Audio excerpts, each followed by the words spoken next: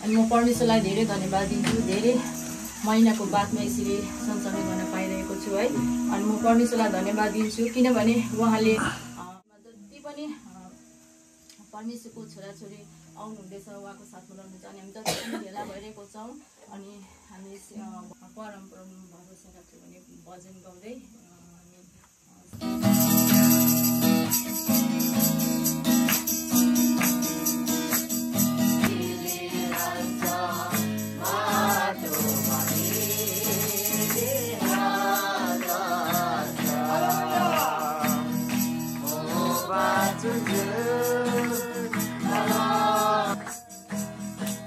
खै ताली बजाएको गीत गाएको खै गीत गाएको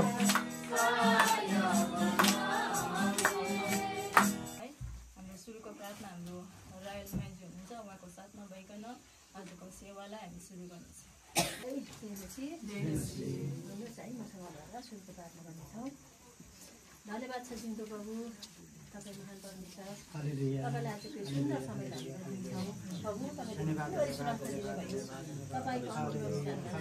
काम सबै कुराबाट सहायता गर्नुभएको छ, तपाईँलाई धन्यवाद। फेरि पनि आजको रात तपाईँको छोराको परिवारमा आशीर्वाद माग्छौँ यीशु प्रभु तपाईँको नाउँमा।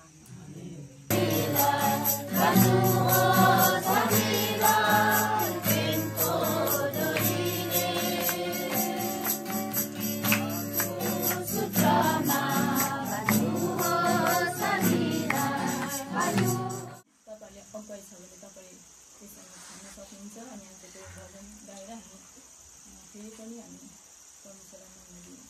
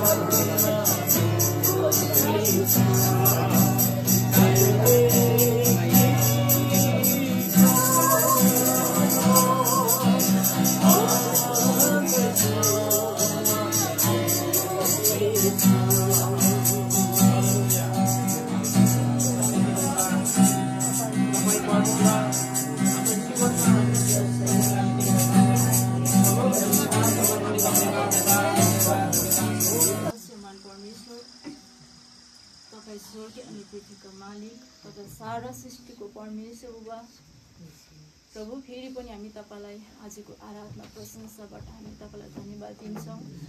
अनि जति पनि परिवार मिलेर यसरी तपाईँको मण्डली मिलेर आजको आराधना प्रशंसा गर्नमा पवित्र आत्मा हामीलाई सहायता गर्नुभयो। तपाईँको नाउँ उचाल्न सक्छौँ प्रभु, धन्यवाद छ। तपाईँ महान प्रभुलाई धन्यवाद दिँदै आजको आराधना प्रशंसालाई तपाईँको हातमा राख्दै आजको सेवाका सुरु अन्त प्रभु तपाईँको उपस्थिति राख्न भन्दै बिन्ती येशू ख्रीष्टको नाममा सुनिकन ग्रहण गर्नुहोस्।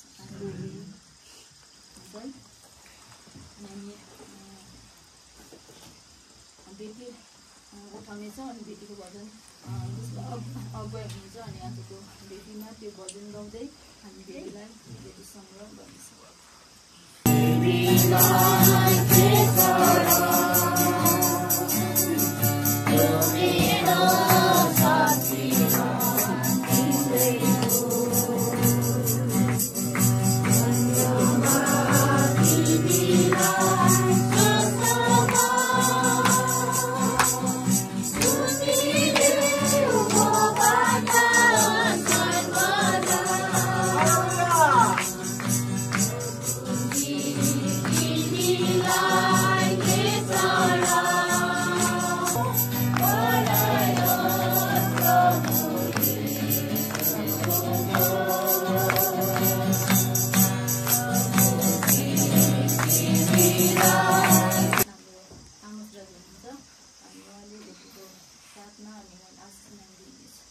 सबै मिलेर एकचोटि फेरि पनि धन्यवाद दिन्छौँ। आजको समितिभित्र त परमेश्वर हाम्रो महात्मा मध्य 20 तपाईँको आफ्नो प्रतिज्ञाको वचन आधारमा तपाईँको परमेश्वर हाम्रो मात्र आउनुभएको छ। हाम्रो मात्र तपाईँको उसमा भेटीलाई तपाईँ यीशुको हजुरीमा राख्दै बिन्ती सिद्धको नाममा गर्नेछौँ।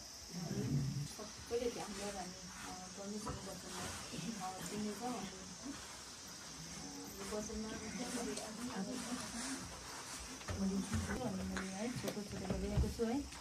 अनि हाम्रो वचन चाहिँ हाम्रो पास्टरले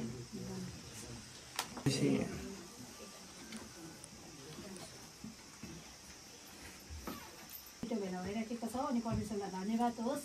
अनि एकदमै हामीले आज पनि 6:10 हामीले आजको सेवाकालाई सुरु गऱ्यौँ अनि साँच्चै नै एकदमै खुसी लाग्यो है। तपाईँहरू एकदमै समयमा आएर यसरी आजको सेवाकालाई अझै समयभन्दा 6:30 भन्दा पनि अगाडि तपाईँहरू आइराख्नु भएको थियो। परमेश्वरलाई धेरै धन्यवाद भएको होस्। हामीले आज 6:10 नै आजको सेवाकालाई सुरु गरेको हो अनि दिदीले सायद आधी घन्टा जस्तो गर्नुभयो होला दिनुहोस् अनि फ्लाइट मोडमा राखिदिनुहोस्। अनि एकदमै है फोनलाई चाहिँ तपाईँहरूको कसैको फोन नबजोस् है। जब सेवाकामा फोन बज्छ अनि एकदमै सेवाका डिस्टर्ब हुन्छ र यो कुराहरू तपाईँहरूलाई थाहा हुँदा पनि हामीले कतिचोटि सबै कुरा थाहा हुँदा पनि हामीले खुल्ला राखिराखेका हुन्छौँ। त्यस्तो नगरौँ। एकदमै हामीले डिसिप्लिनलाई मेन्टेन गरौँ अनि हाम्रो फोनहरूलाई एकदमै साइलेन्समा राख्नुहोस्, भाइब्रेसनमा अनि फ्लाइट मोडमा तपाईँले राखिदिनुहोस् भनेर म बिन्ती गर्छु। अनि आजको वचन गर्नुभन्दा अगाडि हामी छोटो प्रार्थना गर्नेछौँ। त्यस पश्चात हामी आजको वचनलाई हामी हेर्नेछौँ। धन्यवाद प्रभु, हामी तपाईँलाई सबै धन्यवाद दिन्छौँ। विशेष गरी यो सुन्दर समय तपाईँको छोराछोरीको घरमा यसरी सुन्दर ढोकाहरू खोलिदिएका छ। तपाईँलाई हामीले महिमा प्रशंसा आदर चढाएका छौँ। यो सबै कुराहरूबाट तपाईँ महिमित बन्नुभएको छ। अनि प्रभु अब तपाईँलाई आशिष माग्छ यसो तपाईँको नाममा। अनि मत्ती 21 अध्यायको 18, 19, 20 पदलाई हामी पढ्नेछौँ। यदि तपाईँले पाउनुभएको पढिदिनुहोस्। मत्ती 21 अध्यायको 18, 19, 20 पदलाई हामी पढ्नेछौँ।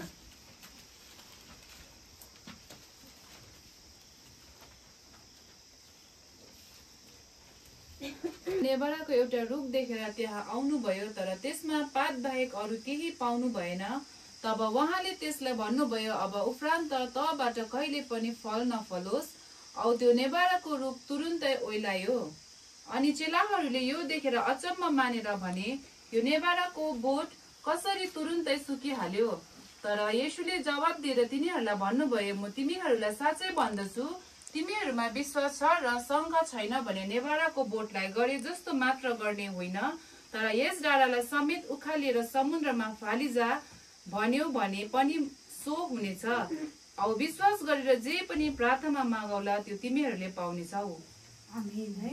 परमेश्वरले वचन पढाइमा छोरीहरूलाई आशिष दिउन्। अनि तपाईँहरूले मर्कुस 11 अध्यायको 12, 13, 14 पदलाई पनि पाउनु भयो पढिदिनुहोस्।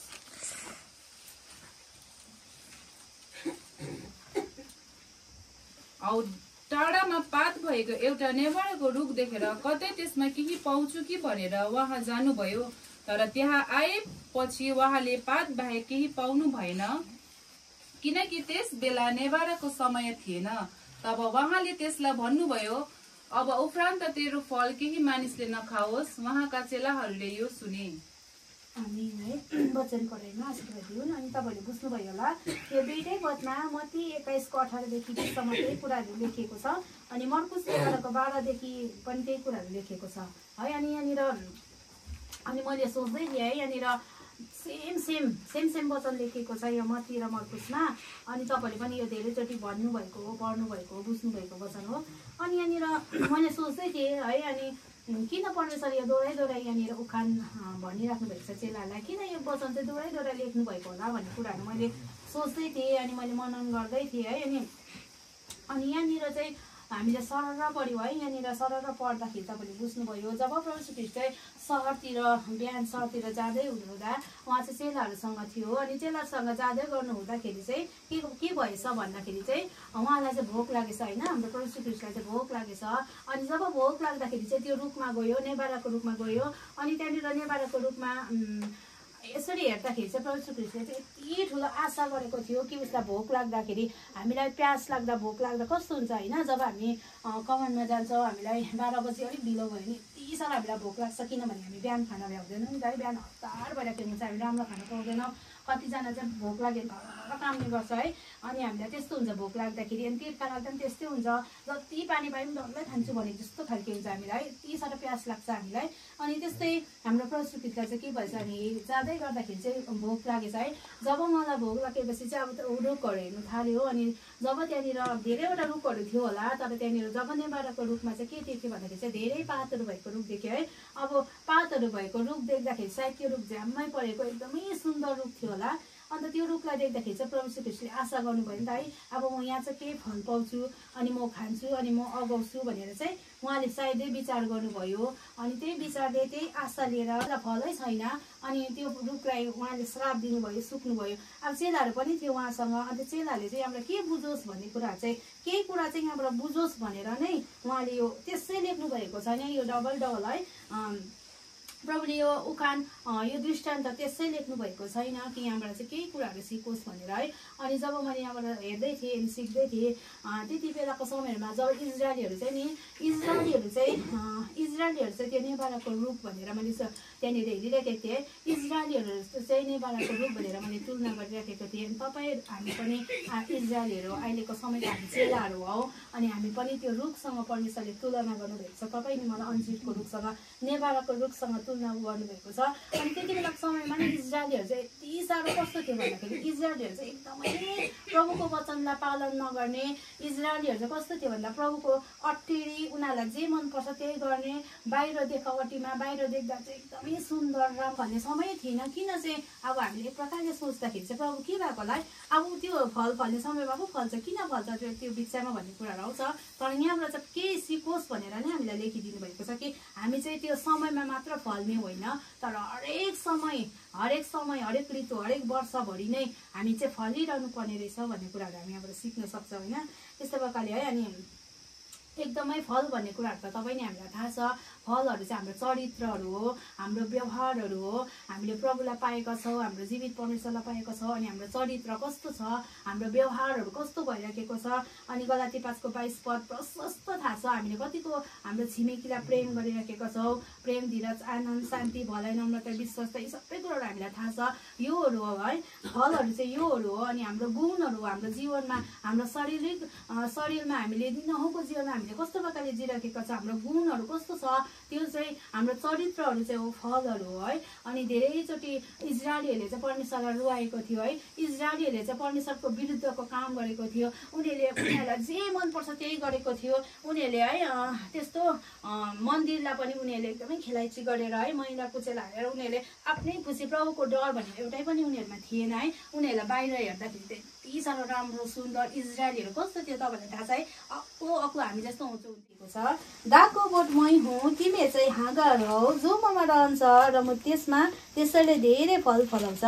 किनकि मबाट अलग रहेर तिमीहरू केही गर्न सक्दैनौ भनेर यहाँ लेखेको छ है। अनि हाम्रो प्रभु यीशु ख्रीष्ट दागको बोट हुनुहुन्छ। अनि तपाईँले हामीलाई हाँगासँग पनि तुलना गर्नुहुन्छ, हामी हाँगार हो। यदि प्रभु यीशु ख्रीष्टसँग तपाईँ हामी जोडिएका छौँ भने, हाम्रो सम्बन्ध असल छ भने, हामीलाई परमेश्वरले हाम्रो सम्बन्ध असल छ भने मात्र हामीमा फल फल्छ भनेर यहाँ लेखेको छ नि त। दागको बोट चाहिँ म हो, अनि तिमीहरू चाहिँ हाँगार हौ, जो ममा रहन्छ र म त्यसमा, त्यसैले फल फलाउँछ भनेको छ। यदि प्रभुसँगको सम्बन्ध हाम्रो घनिष्ठ छैन, प्रभुसँग हामी जोडिएका छैनौँ दिएनौँ भने नि हाम्रो जीवनमा कहिले पनि फल फल्दैन। हामीलाई कसैले केही भन्यो भने रिस उठिहाल्छ, हामीलाई कसैले केही गर्यो भने हामी त्यससँग बाजिहाल्छौँ, अनि कसैले हामीलाई केही भन्यो भने त्यसको जवाब हामी दिइहाल्नुपर्छ। अनि आज हाम्रो घरमा अशान्ति दुःख बिमार भयो भने हामी विभिन्न घरमा झै झगडा गर्ने, अनि पैसा रुपियाँ छैन भने हामी के हुने हो त्यस्तो है। यदि आज हाम्रोमा फल छैन भने, प्रभुसँगको सम्बन्ध हाम्रो ठिक छैन भने नि त्यस्तो परिस्थितिहरू हामीले सामना गर्न सक्दैनौँ। किन भन्दाखेरि हाम्रो जीवनमा फल हुँदैन नि त। नम्रताको फल हुनु पर्यो, धीरजको फल हुनु पर्यो, विभिन्न कुराको प्रेमको फल हुनु पर्यो। यदि हाम्रो जीवनमा त्यस्तो फलहरू छैन भने हामीलाई त्यस्तो समस्याहरूमा समाधान गर्न धेरै साह्रो पर्छ, धेरै साह्रो पर्छ। यसै कारणले यहाँ वचन भन्दछ है, वचनले दागको बोट चाहिँ म तिमीहरू चाहँदै हो, ममा रहेनौ भने तिमीहरूले केही फल फलाउँदैनौ भनेको छ है। तपाईँले मेरो सम्बन्ध प्रभुसँगको ठिक छैन भने नि हामी केही गर्न सक्दैनौँ। हामी एकदमै खोक्रो, केही नेभाराको रुख जस्तै हो। हेर्दाखेरि मात्रै सुन्दर, त्यो भित्र खोक्रो केही पनि छैन, केही पाउँदैन। हेर्दाखेरि है एकदमै आशा लाग्दो देख्छ, तर त्यसमा त्यो भित्र केही छैन। त्यस्तो प्रकारले है तपाईँ नि हामी चाहिँ परमेश्वरमा रहनुपर्ने रहेछ। यदि हामी परमेश्वरमा रह्यौँ भने मात्र हामीले फल फलाउँछौँ। अनि फल फलेपछि हाम्रो परमेश्वर चाहिँ हामीलाई परमेश्वरले यति धेरै आशा गर्नुभएको छ कि मेरो छोराले मैले रोपेको छु, अब मेरो छोराले फल फलाउँछ भनेर है। मैले मेरो छोरीलाई रोपेको छु, अब मेरो छोरीले फल फलाउँछ भन्ने कुराहरू परमेश्वरले हामीप्रति यति धेरै आशा राख्नुभएको छ। कतिचोटि हामीले परमेश्वरलाई निराशा बनाउँछौँ, तर तपाईँले हामीले चाहिँ परमेश्वरलाई निराशा बनाउने होइन। जसरी यहाँनिर है भोक लाग्दाखेरि फल नपाउँदा त्यो रुख सुकिएको थियो, अनि यदि हामीले पनि परमेश्वरलाई पाएर पनि आज हाम्रो जीवनमा फलहरू छैन भने चाहिँ हामी एकदमै है अन्त चाहिँ हाम्रो राम्रो हुँदैन है, हाम्रो इन्डिङहरू एकदमै राम्रो हुँदैन। अनि हामी एउटा अन्तिम पद तपाईँलाई म त्यहाँनिर सुनाउनेछु।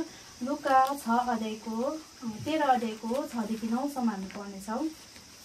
उहाँले यो उखान भन्नुभयो, कुनै मानिसले आफ्नो दागको बारीमा एउटा नेभाराको रुख लाएको थियो। त्यसले त्यसमा फल खोज्दै आयो तर पाएन। तब त्यसले मालीलाई भन्यो, हेर 3 वर्ष भयो म यस नेभाराको रुखमा फल खोज्दैछु तर पाउँदिन। यसलाई काटेर ढालिदे, किन यसले जमिन मात्र बेकाममा तुलाउने। तर त्यसले उसलाई भन्यो, प्रभु यसलाई यो 1 वर्ष अरू रहन दिनुहोस्। म यसको वरिपरि खनेर मल हाल्छु, औ त्यसपछि फल फल्यो भने बेसै भयो, फलेन भने तपाईँले त्यसलाई काटिहाल्नुहोला। आमेन है। अनि यहाँ के पाउँछौँ भन्दाखेरि पनि यहाँ पनि उखानद्वारा परमेश्वरले यही कुराहरू सिकाइराख्नु भएको छ। अनि यहाँनिर लेखेको छ है, उहाँले यो उखान भन्नुभयो, कुनै मानिसले आफ्नो दागको बारीमा एउटा नेभाराको हृदय कस्तो छ है। अनि त्यो एकदमै तपाईँले हामीले हाम्रो हृदयलाई चाहिँ सफा गर्नुपर्ने रहेछ। अनि हाम्रो हृदय चाहिँ एकदमै राम्रो हुनुपर्छ। अनि इजरायलीहरू चाहिँ लथालिङ्गैको जीवन जिउँथ्यो। धेरैचोटि इजरायलीहरूले धेरै परमेश्वरको विरुद्धको काम गर्थ्यो, परमेश्वर रुवाउँथ्यो। त्यसै कारणले गर्दाखेरि यहाँनिर है इजरायलीहरूलाई चाहिँ यो घटनाद्वारा परमेश्वरले सिकाइराख्नु भएको छ। उहाँको चेलाहरूलाई चाहिँ यस्तो होस् है भनेर हरेक समय चाहिँ फल्नुपर्छ है भन्ने कुराहरू चाहिँ चेलाहरूलाई शिक्षा दिइराख्नु भएको छ। अनि अहिले वर्तमान समयको तपाईँले हामी उहाँको चेलाहरू हौ। अनि आज हामी चाहिँ एउटा नेभाराको रुखसँग परमेश्वरले तुलना गर्नुभएको छ। अनि आज हामीले के त्यो झ्यापा मानिसहरूको बिचमा गाउँ समाजमा कस्तो प्रकारले हामीले जिइराखेका छौँ त है। अनि हामीलाई तपाईँहरूलाई मात्र होइन, मलाई पनि वचनले सिकाउँदछ म असल हुनुपर्छ, मेरो बोली राम्रो हुनुपर्छ, मेरो परिवार असल हुनुपर्छ। मलाई तपाईँहरूलाई मात्र होइन, सबैलाई हामीलाई यो वचनले सिकाइराखेको छ कि हामी चाहिँ एकदमै फल फलाउने आमाहरू बनाऊ, बाबुहरू बनाऊ, बालबालिकाहरू बनाऊ है। अनि एकदमै अब दसैँ तिहारको समय आइरहेको छ, एकदमै ध्यानको भार हाम्रो आदरणीय दिदी हुनुहुन्छ, म उहाँलाई दिन्छु। छोटो समयमा ल्याउनुभएको छ, मलाई त्यो पनि दिन्छु। माथि पेन्टिकल चर्चमा म गएको थिएँ, पुनः पास्टरबाट अचानक फोन गर्नुभयो र म जति पनि हाम्रो मण्डलीमा भएका रोगी बिमारी, अनि विशेष गरी यहाँ हाम्रो परिवार जो मामा हुनुहुन्छ उहाँको लागि प्रार्थना गर्नुहुन्छ। अनि आज विशेष गरी जति पनि रोगी बिमारी हुनुहुन्छ, अनि कसै आफ्नो पतिलाई, आफ्नो पत्नीलाई, आफ्नो कसैलाई पनि आफ्नो साथीभाइलाई भन्न नसक्ने त्यो बिमारहरू छ भने आज तपाईँहरूले साँच्चै उहाँले भन्नु जुन विषय सबै विषयको लागि चाहिँ प्रार्थना हाम्रो आत्मा दिनुहुन्छ, उहाँको साथमा भइकन हामी प्रार्थना गर्छौँ।